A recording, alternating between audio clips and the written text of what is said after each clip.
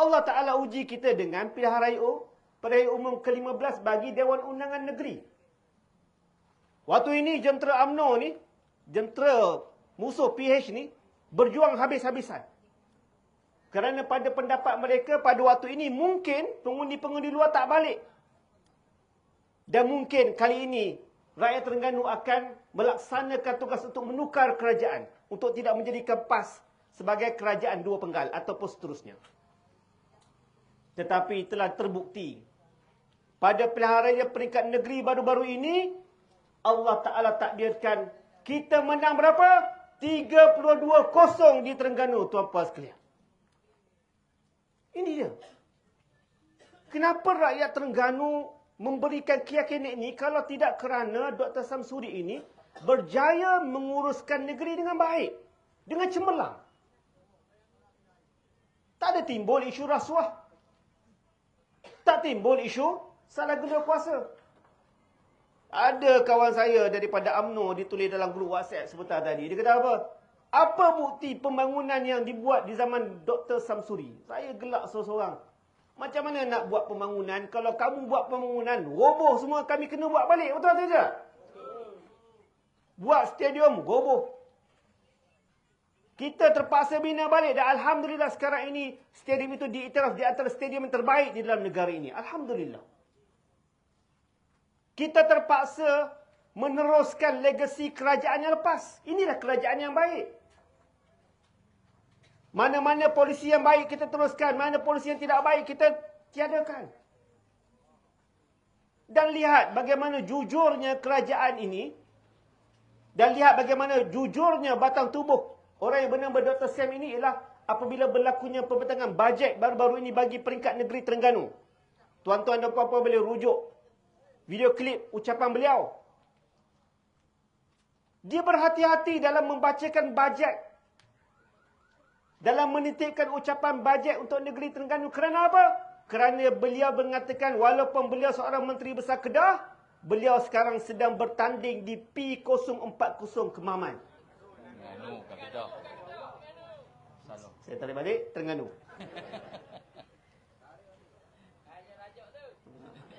Saya tengah cek mana speaker ni. Tuan-puan sekalian, ini seorang yang jujur. Kalau kita tengok Perdana Menteri kita sekarang, Perdana Menteri tuan-tuan dan puan-puan. Kami ini dekat dalam parlimen ni, nasiblah. Bila kita tengok gelagat rakan-rakan daripada cabinet members di peringkat kerajaan Madanon ini. Kalau dulu, macam-macam dia kata kepada kerajaan keluarga Malaysia dan juga kerajaan Perikatan Nasional. Zaman mereka ni, datang Dewan pun malas, tuan-puan sekalian. Kosong. Bila ketua pembangkang membahaskan bajet 2024, ketua pembangkang. Kamu sebagai menteri dengan timbalan menteri sewajarnya ada. Sebab ketua pembangkang ni orang nombor 1 dalam pembangkang. Pastinya penataan, ucapan, bajet itu merangkumi semua aspek yang mahu dibawa oleh Perikatan Nasional. Tapi buat tak datang. Tak datang, tuan-puan sekalian. Sama ada takut ataupun malas. Jawapannya, dua-dua sekali. Ini dia. Ini fakta. Kita bukan cakap kerana sentimen. Bukan kerana persepsi. Ini fakta. Tuan-puan boleh rujuk ucapan Datuk Seri Hamzah sebagai Ahli Parlimen Larut dan Ketua Pembangkang untuk perbahasan bajet 2024 dan boleh tengok video berapa ramai menteri yang hadir. Berapa ramai timbalan menteri yang hadir. Ini dia tuan-puan sekalian. Sebab itu, wajar kita memilih beliau bagi mewakili kerusi kemaman ini. Kerana faktor yang kedua juga adalah kerana Dr. Sam boleh membawa isu-isu yang bersifat federalisme kepada di Dewan Rakyat. Saya ambil contoh. Dalam pembentangan bajet baru-baru ini, ahli parlimen daripada Perikatan Nasional kita bawa isu tentang pemberian royalty atau wang ihsan. Apa saja. Sebutlah nama apa pun. Kita tak kisah. Yang penting tanggungjawab untuk memberikan duit tersebut kepada rakyat Terengganu. Yang sebelum ini diberikan Lebih daripada 1 bilion setiap tahun. Tapi tuan-puan sekalian, untuk rekod pada hari ini, baru 400 juta saja diberikan kepada rakyat Terengganu. 1 bilion lagi tak bagi. Ini apabila tidak memahami semangat federalisme. Tuan-puan sekalian, bila kamu jadi Perdana Menteri, tugas kamu adalah untuk menjaga semua. Bukan menjaga negeri-negeri di peringkat PH sahaja. Kalau kamu rasa kamu nak jadi Perdana Menteri untuk jaga PH saja, kamu jadi Ketua Pembangkang. Bagi Perdana Menteri kepada kita, boleh atau tidak? Boleh. Sehari dua ni nampak macam boleh berubah nampak gaya ni. Sebab tuan-puan sekalian, bila tuan-puan duduk dekat dalam sidang Dewan Parlimen ni, kita nampak mereka ni ada masalah WhatsApp. Mereka tak ada grup WhatsApp. Terbaru pemetangan tentang rang undang-undang berkaitan dengan Akta Rokok. Ya, yang menjadi isu tentang generasi penamat. Kita melihat pertemuan sesama mereka dalam membentangkan rang undang-undang tersebut. Bila ahli parlimen kita berbahas dengan baik, berfakta dan sebagainya, habis. Kelang kabut. Terpaksa meletakkan pembahas-pembahas baru di hujung rancangan. Tak ada hujah. Dan bertembung sesama sendiri. Ini kualiti yang ada kepada cabinet members yang ada dalam negara kita sekarang. Jadi kalau adanya Dr. Sam ini, dia akan menjadi nilai tambah kepada ahli Parlimen Perikatan Nasional. Dan barangkali, insya-Allah, kalau berubahlah kerajaan, memang tempatnya ada di peringkat kerajaan persekutuan, insya-Allah. Jadi saya mohon bantuan daripada rakyat Terengganu, pinjamkan beliau ke pusat. Boleh atau tidak? Itu yang ketiga. Yang keempat, tuan-puan sekalian. Dr. Sam ni, dia membawa imej seorang menteri besar yang kompeten. Pengalaman beliau dalam politik, terutama sekali beliau sebagai bekas siswa politik kepada Presiden PAS. Pengalaman beliau dalam bidang akademik, dalam bidang karier beliau, seorang pakar dalam bidang aerospace. Kita lihat waktu zaman kita berhadapan dengan tragedi MH370, beliau di antara pakar rujuk yang sentiasa ditemu ramah untuk mendapatkan pandangan beliau. Tuan-puan sekalian, orang ini, orang sebegini kualitinya, akan menambahkan nilai tambah kepada, bukan sekadar menambahkan nilai tambah kepada ahli Dewan Rakyat peringkat Perikatan Nasional, tetapi ia akan memberikan branding baru kepada Parti Islam Malaysia PAS khususnya. Kepada rakan-rakan, kepada para musuh kita dan juga kepada sahabat dalam dan juga luar negara, termasuklah pelabur, termasuklah kawan-kawan negara berhampiran kita. Itu pentingnya apabila seorang ahli parlimen dipilih bagi mewakili parti. Ia mencerminkan imej. Saya tidak mahu merendahkan imej rakan kita. Bertanding kena secara adil. Cuma saya nak katakan, kalau nak ada pengalaman seorang general tentera di dalam parlimen, kita ada beberapa orang dah general tentera di dalam parlimen. Di antaranya adalah ahli parlimen Ketere. Kita ada seorang Laksamana yang merupakan ahli parlimen Lumut. Tuan-puan sekalian, ramai di antara kita ini yang boleh berbahas, boleh membawa tentang isu bersifat tentera ini. Hatta saya sendiri merupakan anak kepada veteran tentera. Mak dan juga ayah saya adalah tentera. Tapi kalau kita nak letakkan seorang yang ada pengalaman, yang boleh bagi imej yang betul kepada PAS, kepada PN dan juga kepada negara, inilah orang yang sepatutnya kita nobatkan pada hari Sabtu nanti sebagai ahli Parlimen Kemaman. Boleh atau tidak? Boleh. Yang kelima, ini saya menyerang sikit. Tadi menerang, sekarang menyerang. Tadi nak tidur dah kan? Ini kita bagi serang sikit. Tuan-puan sekalian, kenapa kena pastikan PAS menang? Sebab dalam kerajaan PH ni, dia ada DAP. Tuan-tuan faham tak faham ni? Dia ada di DAP. Saya tidak akan main isu rasis dekat sini. Saya tak akan main isu komunis.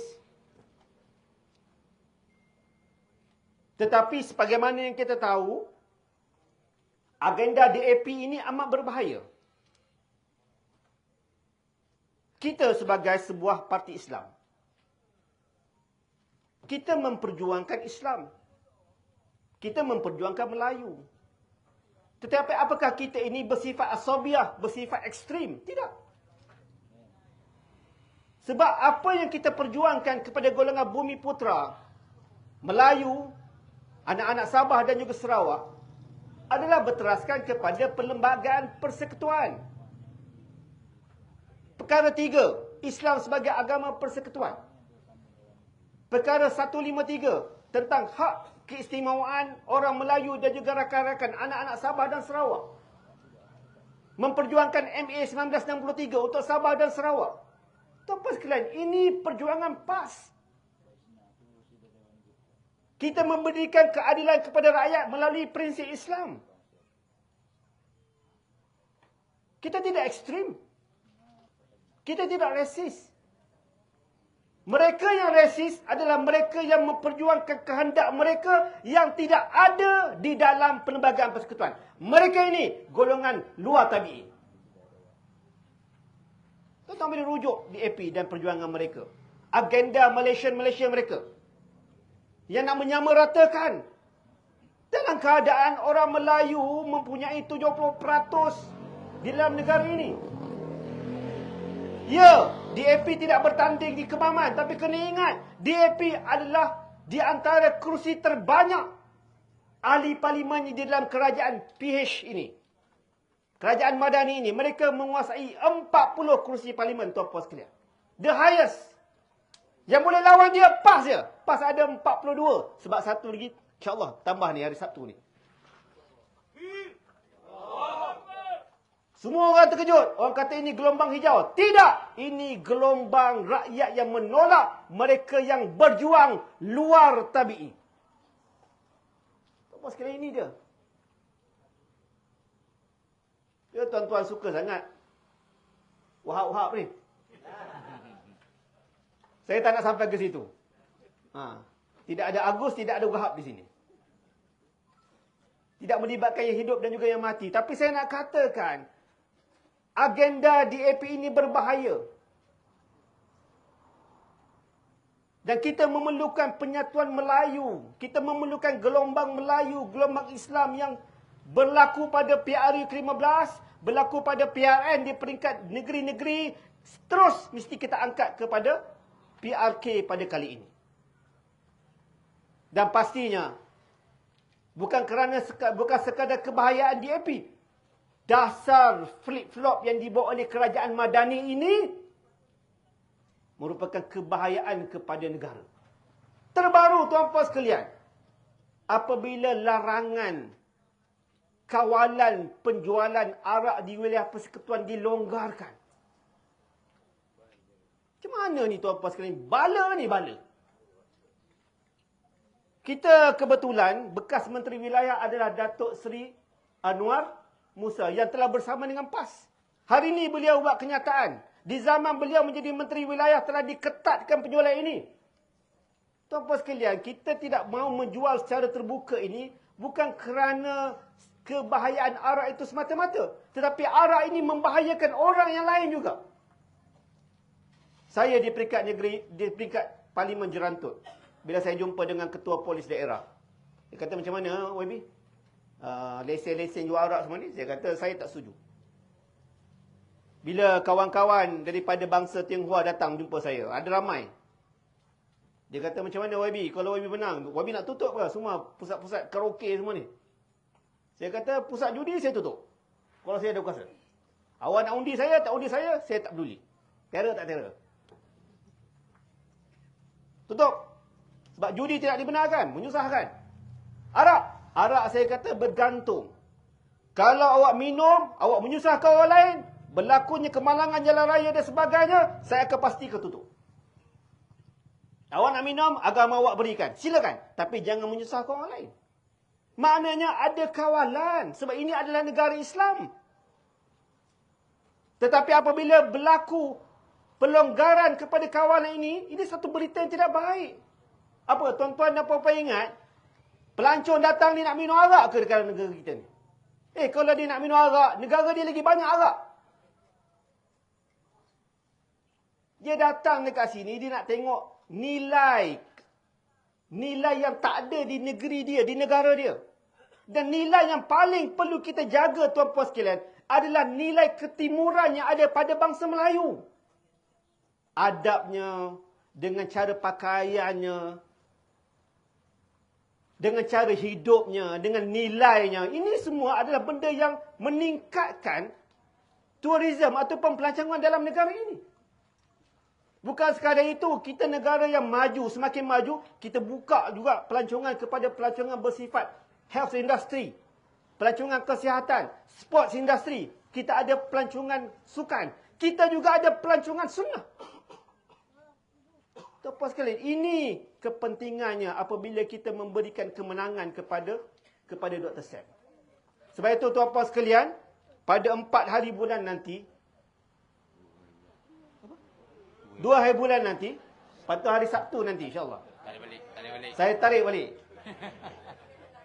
Kali ketiga tarik balik, saya duduk.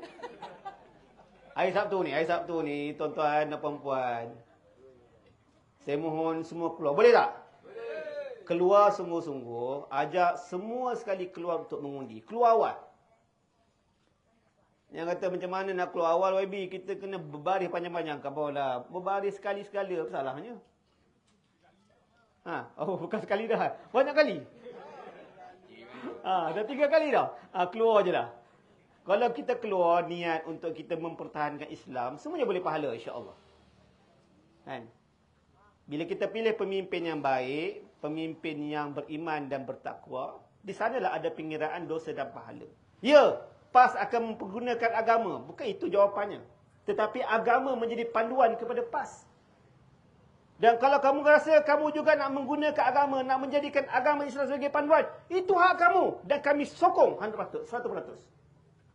Mana-mana parti yang nak menjadikan Islam sebagai panduan, menjadikan Islam sebagai dasar perjuangan dia, kami sokong 100%. Betul atau tidak? Betul. Kerana kita tahu Islam ini akan memberikan keadilan kepada semua, dan kita tahu Dr. Sam akan membawa mesej ini ke dalam Dewan Rakyat insya-Allah. Jadi saya mohon kepada tuan-puan sekalian, keluar, baca bismillah, solat duha, keluar, undi kepada calon kita ni. Dan mohon kepada tuan-puan sekalian untuk ajak anak-anak muda kita, ajak anak-anak kita yang berada di luar untuk keluar, untuk balik ke kampung, mengundi pada hari Sabtu ni. Mudah-mudahan pada malamnya insya-Allah kita akan menubatkan Dr. Sam sebagai wakil rakyat P040 Kemaman insya-Allah. Yang baik itu datang daripada Allah Subhanahu Wa Taala, yang tidak baik datang daripada kelemahan diri saya sendiri. Aku qauli hadza wa astaghfirullah li wa lakum. Wassalamualaikum warahmatullahi wabarakatuh. Takbir. Allahu Akbar. Waalaikumsalam.